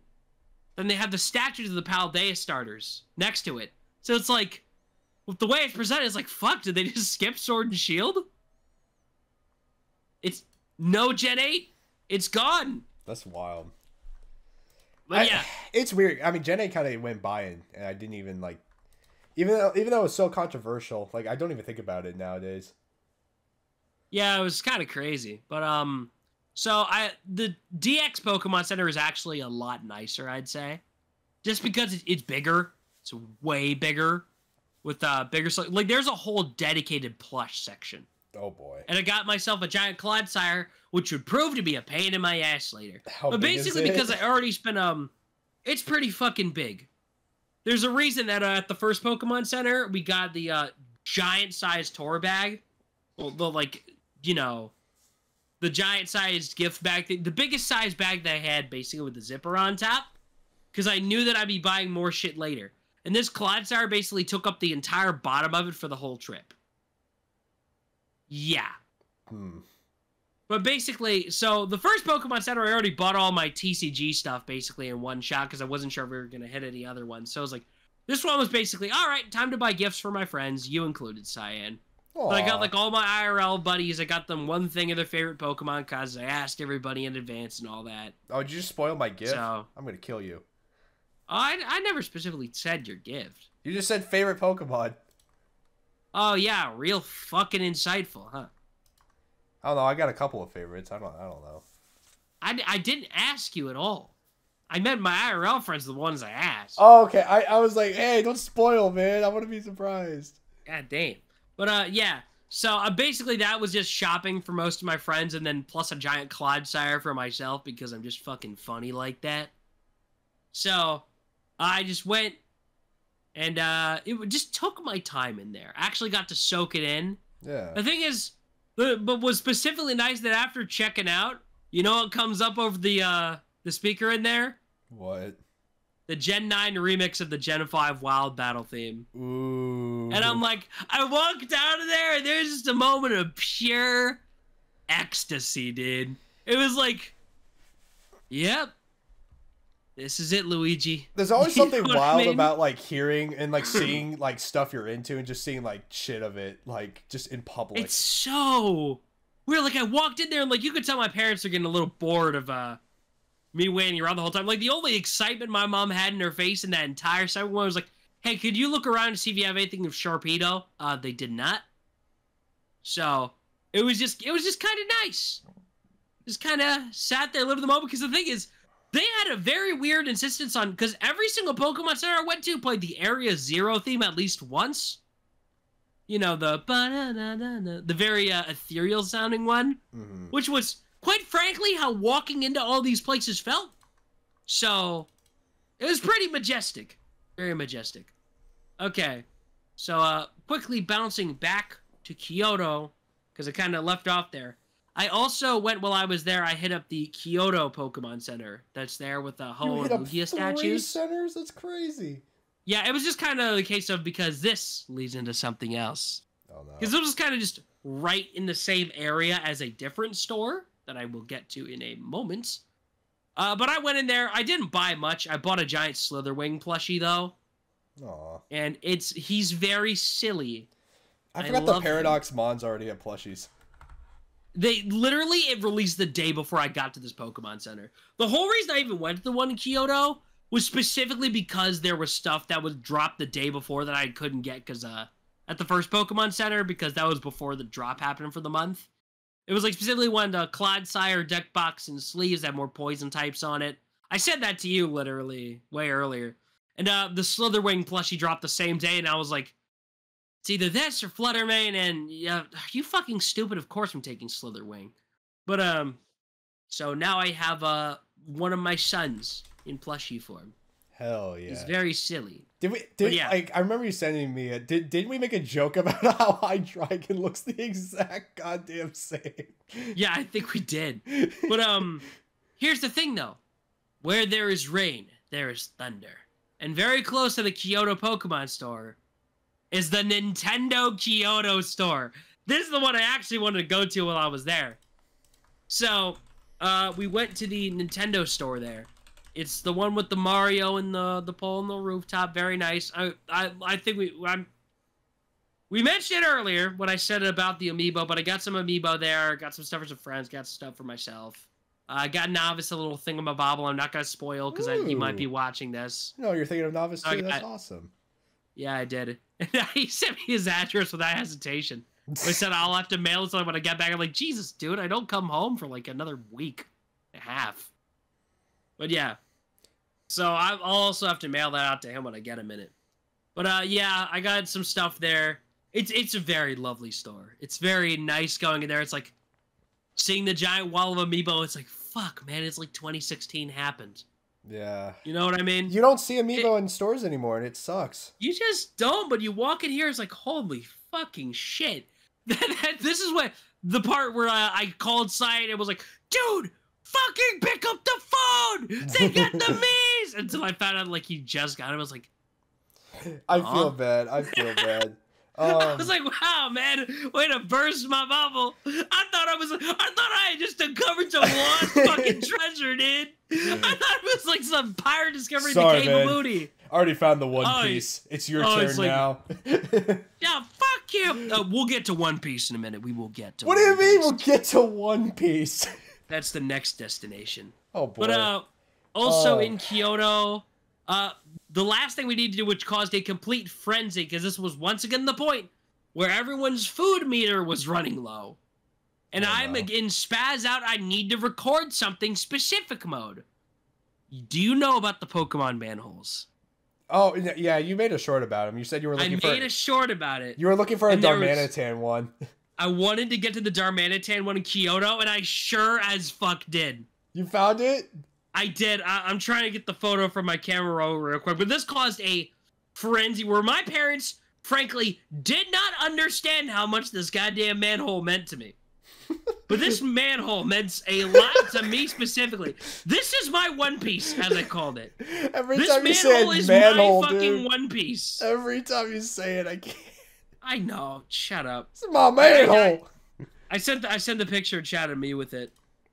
It's not the best picture. I'm actually wearing that exact shirt right now, too. Dude, whoever's the cameraman, like, oh my god, God bless them.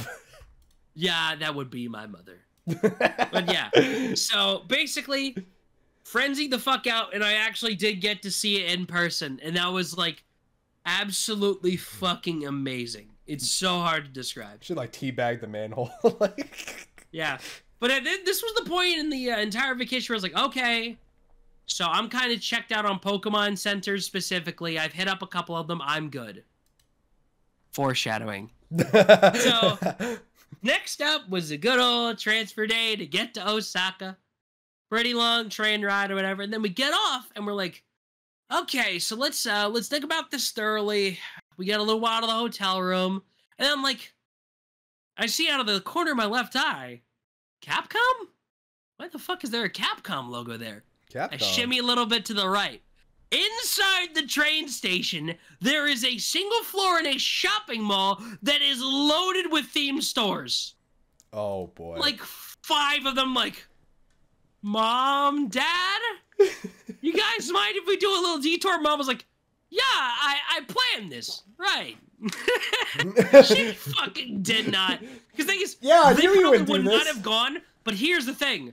Capcom was my dad's shit back in the day. Oh, no. So he's like, oh, yeah, I want to see the Capcom store. That must have been like a bonding, like you two like synced up. Like you. Listen, there is not a lot me and him agree on, even though I took basically all his personality traits as a baby. However, we agree that Capcom makes some baller-ass games. Oh, yeah. So, yeah, we basically go up there, and here's the thing.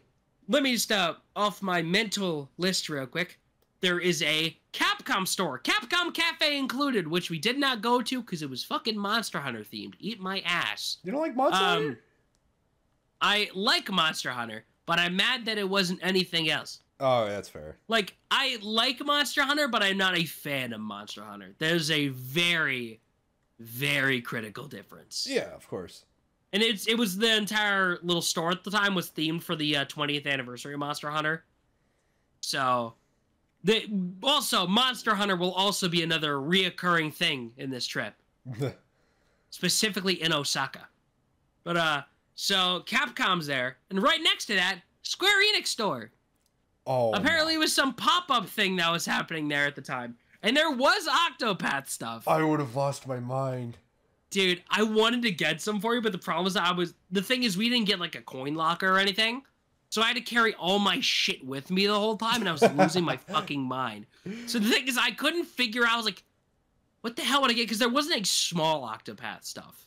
Yeah, that's fair. Like the smallest thing was there was like a plushie. I took a photo. A plushie? It's somewhere. It was the fucking cat guy with the hat. Cat guy with the hat. There was some cat guy. The cat in the hat. Sure. The cat in the hat. But yeah, it was there. Who would that be? Give a second, I'm like coughing here. It was like literally in the background of one of my videos. I just screenshot it for somebody else who was asking about it. I know there's like a cat girl who's like one of the main party members, but like. Yeah, I don't know where the screenshot of the video I had with little guy was in. Ooh. God, you're I could have tempting sworn me. I had it. You have me on edge here. I what? Cyan, I'm not edging you on street. Shut up. Shut up. Shut up. Stop talking. Go to jail. But yeah, there was a decent chunk of Octopath stuff, but it made my life so much easier because one of my friends, like, he didn't. Everyone else gave me pretty like an actual list of shit that they like wanted of franchises. He gave me nothing but told me, get me something based. And the whole trip I was trying to figure out what the fuck to get him. But I forgot. This motherfucker loves Kingdom Hearts. Oh, boy. So there was like a bunch of Kingdom Hearts shit. I'm like, yeah, there we go. Small Kingdom Hearts item. Thank fucking God I don't have to worry about that anymore. Saved my ass and a half. But yeah, also on that floor was a giant One Piece store. Oh, boy. Here we go. And I had to get shit for one of my IRL friends. In addition to... Oh, and I found the picture, by the way. Wait, what about Chance? He's a One Piece guy, too. And I was about to say, and I also had to get stuff for Chance, because he was like, hey, don't pay me for this video, just buy me shit in Japan. And I did. I did, in fact, buy him shit in Japan. I'm not saying it out loud. Of course, in case he's watching, because I have to ship it to him first. I wanted to be surprised. But I did get him some One Piece shit. Anyway, I sent you a photo of the Octopath rack. I was kind of, like, speeding by. Oh, what is that? Should have got those stickers, but I was blurry. freaking the fuck out. Yeah, I don't know. Sorry. Like I said, this is a screenshot of a video of me walking through the area. Yeah, I have no idea what that cat guy is. That is not Octopath. Yeah, I've been told. I posted in another server. It's like, yeah, he's a guy from Octopath or something. So what are those? Like, it looks like the cover of the game. I don't fucking know. It's like a stand, I think. But yeah, regardless. So the One Piece store was actually pretty good. It was very well put together, but I didn't realize there was a no video recording sign until after checking out. After I had recorded a good chunk of the pot. That is crazy. Sorry to interrupt. But yeah, they said no video recording inside the One Piece store, and it already video recorded a good chunk of it. Don't sue me. But yeah, so you know that was actually kind of cool. The country. Yeah. The thing is, then after that.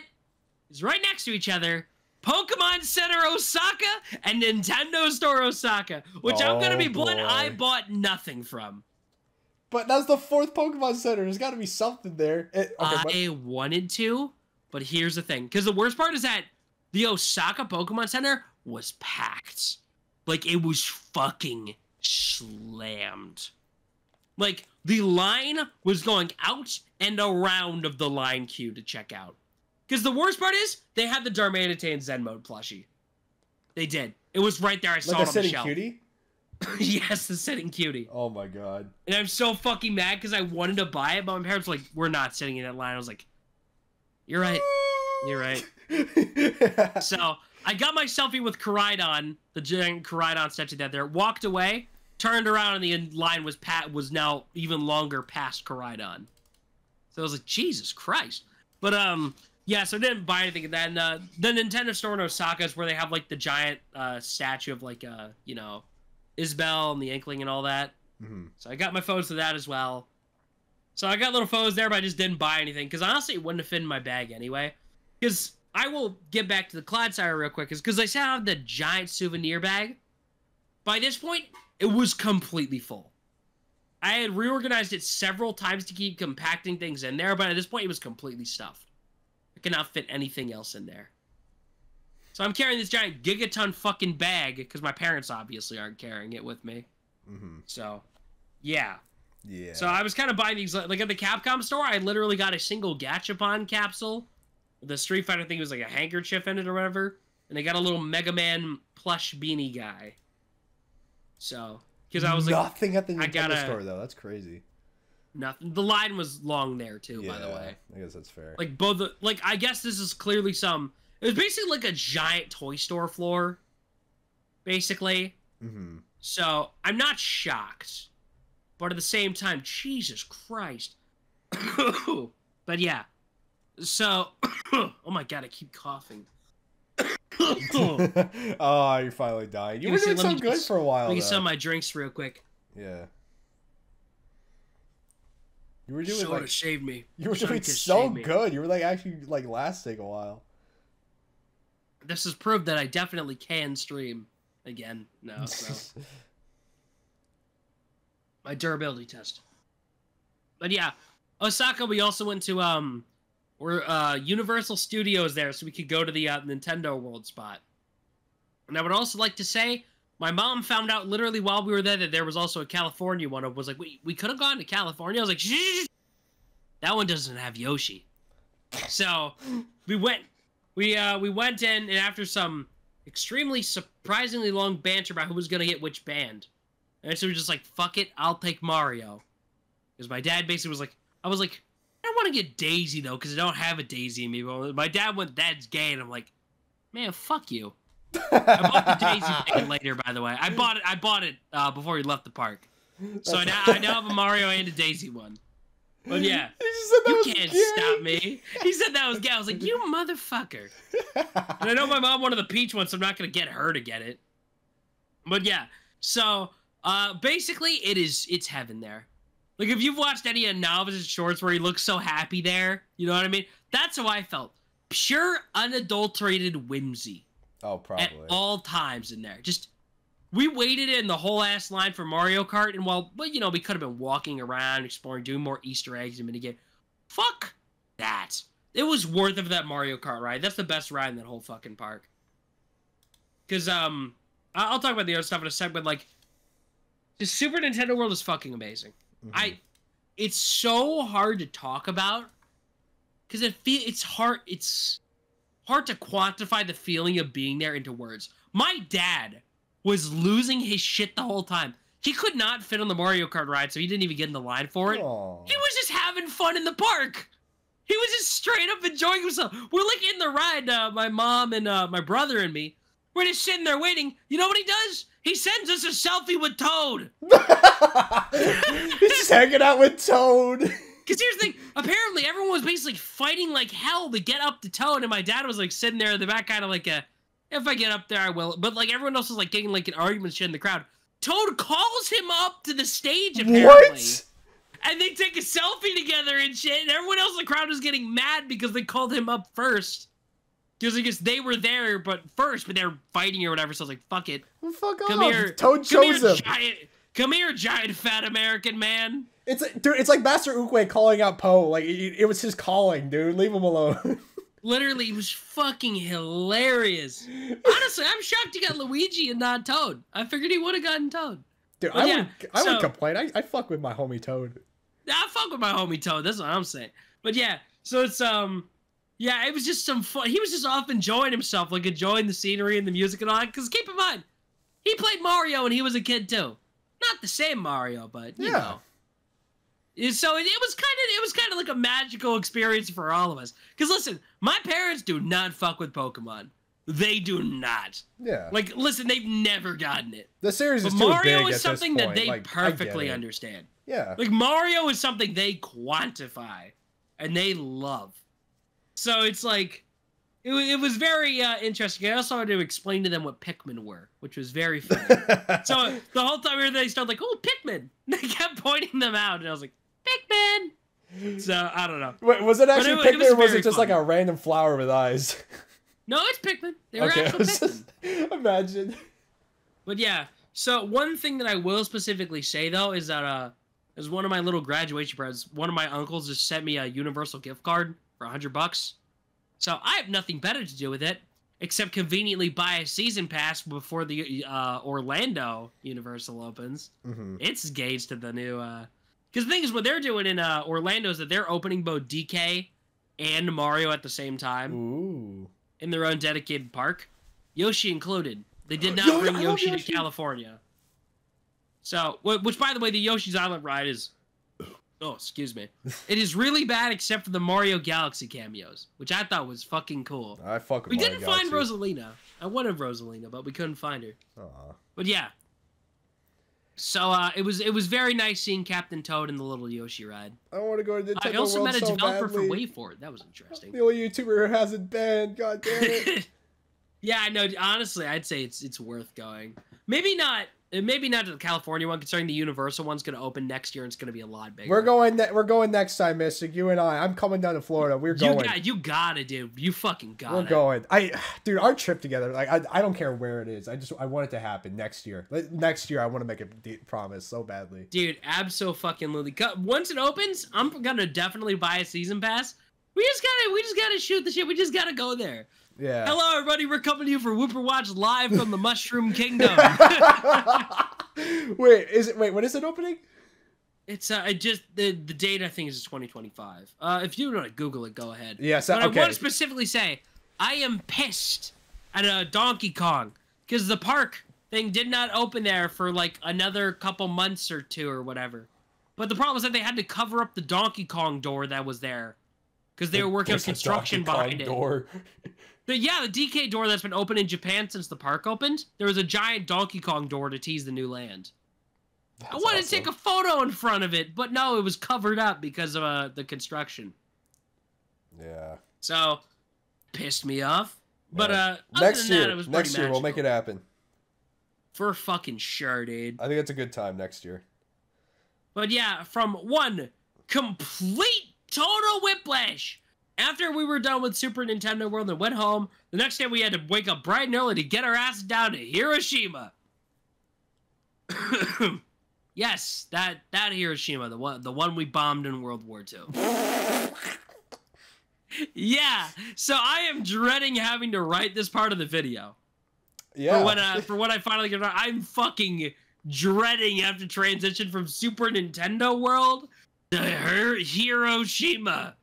I mean, you don't have to talk about it. But... I know, but I will say though, the museum there, going over like all the tragedy that happened, was really fucking well put together. And you know damn well they wanted Americans to read that shit because I'm pretty sure there's more English in that museum than Japanese. Huh. So to make you feel bad. They want to make your ass feel bad there, and I was like, fuck, that was horrible. But the whole time in the back of my head, I'm thinking, oh, I'm gonna have to fucking skip over this in the video completely. Yeah. But no, but I mean, it's fine learning about history and all that. It doesn't have to like be a thing. Yeah. But it's also like, oh god, I gotta find a way to cover this very sensitively. You know what I mean? I can't make shitty jokes about this. Which there was one very shitty joke because my brother. This was kind of the point of the trip where he realized that he did not buy any souvenirs the whole time because he didn't want to carry them around. Mm-hmm. So he kind of started scramble buying things wherever he could. Very like Japanese things. Like got a little fake photo thing that looked like one of the portraits, but like weaved of one of the old paintings. Mm-hmm. But yeah, so he bought a hat that on the front has a Japanese character. On the back it says Hiroshima. You do realize the problem walking around with the hat that just says Hiroshima on the back of it is, as an American, right? It's pretty fucked up. So, very interesting choice on his end. But we also, because we had time that day, we went out to this little island, Miyajima, I think it was called. That's what all the signs there said. I didn't actually ask for the actual name, but that's what the sign said. Amazing place. Some fucking amazingly scenic temples. If you're going to go to see, like, cool-looking Japanese temples while you're out, go to Miyajima. It's worth it. It's a fucking amazing place out there. But, we only spent, like, one singular night in Hiroshima, and then it was back to Tokyo. Because, we wanted to head back to Tokyo to the, Shibuya area. Well, not specifically Shibuya. It was close by because it was the closest hotel we could get to the airport, basically. But, yeah. So, we did actually stop by Shibuya Crossing very briefly. I wanted to explore the area, but we kind of got fucked out of it. Because, you want to know what happened? What happened? Most of Shibuya Station is under construction right now. Yippee! No, very much not yippee. No, because, yippee. The coin lockers, most of them were taken up. So we have all these fucking bags that we wanted to store away, but we couldn't. So we basically just got our pictures with, the iconic dog statue and inside the crosswalk. I walked the crosswalk and all that. I wanted to hit the Pokemon Center in the area, but I didn't want to make like my parents wait with all my fucking bags out there. So we were like, fuck it, I'll cut my losses. Mm-hmm. So, but I did go out there and there was a giant Oshinoko billboard for to promote them releasing the first episode in theaters. So seeing Hoshino in real life, fucking awesome. But yeah, Very cool. That was the point where I downloaded Twitter again and I made my single Persona 5 joke. I'm surprised it took you so long in the trip to do that. I thought that was gonna be like the first thing you did. It was not, because we stayed on basically a different part of Tokyo that actually has Shibuya Crossing there. So it just kind of waited until the very end to get that done. So we did that, and it was kind of like a rest day. Or at least it was going to me, because then my brother was like, hey, you want to go to a Super Potato near here? And I was like, fuck it, brother side adventure. So we took the train on our own to go to a separate one. And it was very fun. I got Detective Pikachu Returns for $15 sealed new. Which is a fucking amazing deal. I find that fucking hilarious. So now I have a Japanese copy of the game. So at least I never have to buy it for anything more than $30. Yippee! Good price for that dog shit ass game. But yeah, and we eventually went home. Or we were. Oh yeah, the trip delay. This is the point where I got sick. Really fucking sick. Because my brother had already been fighting that shit through like most of the early trip. Like, he specifically got in Kyoto, it was like a sore throat and all of that. Like, he was going through it, but he had the worst of it hit him in Kyoto. Which I've been managing to sleep apart from him for most of the time. But in, I'm trying to think of what. Yeah, it was basically, when we got to Tokyo, we had to spend the whole time, like, right next to each other. And that was the point where it caught me. So, now, this is the day where we gotta fly home. And I feel like shit. Like, I had felt, like, traces of it creeping up on me before, but it was when, like, all the adrenaline had finally worn off and it hit me like a truck. So, I'm sick as shit on this flight home.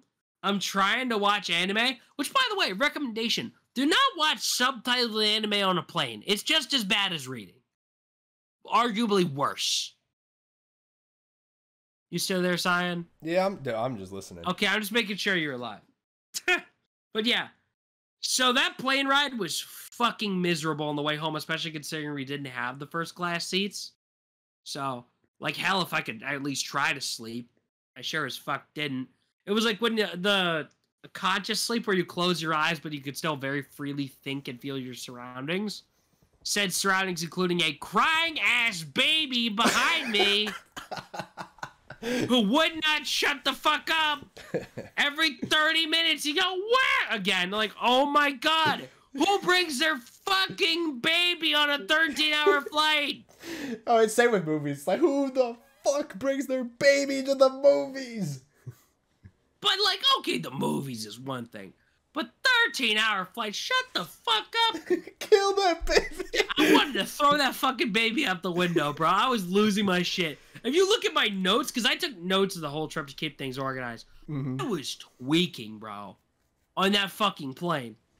But yeah, so, and then we proceeded to land in Texas, because we switched out of DFW. Recommendation, if your layover flight is ever in DFW, please change to another airport expeditiously. Find any other route that you can. But yeah, fuck Dallas. Never want to go back to Texas again. Things to do in Texas. Leave if you can. Because here's the thing. Remember how I said earlier, the flight from Florida to Dallas got delayed so badly that we missed our layover to Japan? Well, our move from Japan to Dallas actually got moved up by 30 minutes. Yippee! We were arriving earlier. You want to know what happens to our flight from, Dallas back to home? It got canceled. Canceled by some fucking storm. So here I am, sick as shit in this hotel room. I feel like I'm going to die this entire time. Thankfully, the flight back to here was only like 2 hours, even though it was late as shit in the day by then. I still felt like hell. Like I was going to actually fucking perish the entire time. And I got home and I was like fucking gone. My sleep schedule's still fucked up, but that's, I guess, the trip. In a very rambly fashion. That will hopefully revise for a video at some point. Do you have any questions or things you want to say? Oh, yeah. No, I don't. Not really. Damn. You know, I had this, like, I saw this video the other day, but, like, imagine, like, I don't know, like, what the chances are of this scenario happening, but I saw this, like, clip of this, like, girl with, like, long hair, and she, like, put her hair back behind the seat, and there's, like, a monitor behind it, and her hair's just covering it. Like, what if that happened to you and you had nothing to watch? I will say in first class, there was actually these nice monitors. On the first flight, I rewatched the first Sonic movie, and it holds up pretty good. Mm-hmm. Yeah, because I did not download enough shit to Netflix, because I thought, I'll be fine with video games, until I got bored of Hyrule Warriors. So, you know. Yeah. But yeah. I've kind of run out of things to talk about. No, you're good. You're good, dude. I appreciate you sharing the whole shabam. Yeah. I know you were worried about, like, oh, if I just say all this stuff, like, no one's going to watch the video. No, I think the video's still going to be amazing. I can't wait to see it, like, cropped up, and you're just going to be all, like, happy and not sick, hopefully. Yeah, I'm waiting till I'm, like, at full power. So, once I'm up, flying, and kicking, I'll make a whole video about Taiko no Tatsujin instead. Yeah. I fucking love Taiko. No, it's that video where Jada made a whole video about the trip, and then the another video was just about Miku, except yours is gonna be about Taiko. Yeah, it probably will be. Because, dude, listen, I'm so fucking mad at myself because I was going back over the footage, and I realized that in the first Namco arcade there was a giant Don-chan plushie. I should have fucking bought it. Mm-hmm. I should have fucking dropped all my coins in there. Oh, yeah. That was one more thing I wanted to mention, because I'm not going to have a space to put it in one of the actual videos. Did you watch Ochinoko or no? I don't think you did. I did. I finished it. Okay, you did. You remember Memcho, right? Yeah, dude, I love her. Dude, literally best character in the whole fucking show. So the thing is, this was, I guess, either this is leftover merch from the first season or whatever. It was stuff they were cycling back in for the theatrical run of the first episode. But, there was a lot of merch for the show. All over Akihabara especially. There was a shit ton of it. So, obviously, I got, like, an Aqua for Ben, but I was thinking, like, how do I get stuff for this show without looking fucking stupid for buying shit from an idol anime as a grown-ass American man? Mm-hmm. So, you know what I mean? So, my solution, claw machines, bitch! So the first one, it was like I dropped like fucking 100 yen coins of this one fucking machine, and I won a figure of Memcho. And like literally in Akihabara, I was like, yeah, I fucking won something. Because the guy was probably gonna give it to me for free on the next one anyway. But he was like, no, one more, you got this. And then I did. I got it. I had it after that. I actually got it in. It was like, let's fucking go. And the second one was at this other arcade, literally on the second to last day.